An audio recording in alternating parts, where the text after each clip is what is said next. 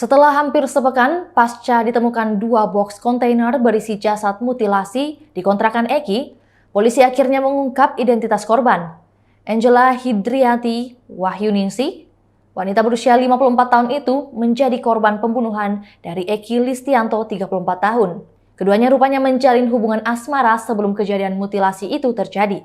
Turyono, kakak dari Angela, mengungkapkan awal perkenalan adik perempuannya dengan Eki yang merupakan terduga pelaku mutilasi di Bekasi, Jawa Barat. Pertemuan keduanya itu disebut berawal dari media sosial, namun lama kedekatannya tidak dijelaskan. Perkenalan Angela dan Eki terungkap saat Turyono mencari adik perempuannya yang menghilang sejak Mei 2019. Turyono juga mengaku ia masih sempat berkomunikasi dengan Angela pada 19 Juni 2019, dan itu jadi terakhir kalinya sebab pesan itu tak dibalas. Namun dari informasi, korban Angela disebut masih aktif di grup WhatsApp kantor pada 24 Juni 2019. Korban Angela juga dikatakan masih berkunjung ke beberapa kantor tempat ia bekerja di Jakarta dan Cibinong sejak tanggal 21 hingga 24 Juni 2019.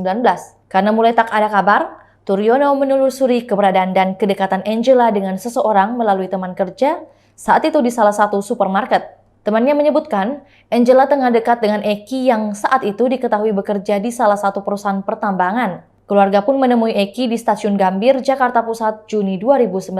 Saat itu, kata Turyono, Eki mengaku bertemu Angela terakhir pada Maret 2019 untuk kepentingan transaksi unit apartemen di daerah Setiabudi, Jakarta Selatan. Usai pertemuan itu, tak ada lagi kabar mengenai korban Angela. Keluarga akhirnya mendapatkan kabar bahwa Angela diduga menjadi korban mutilasi dengan jasad yang disimpan di kontrakan di Kampung Buaran, Desa Lambang Sari, Tambun Selatan, Kabupaten Bekasi, pada Kamis 29 Desember 2022. Penemuan diduga jasad Angela itu bersamaan dengan ditangkapnya Eki, yang sebelumnya dilaporkan oleh istrinya, telah hilang ketika sedang pamit untuk ke bank pada Jumat 23 Desember 2022.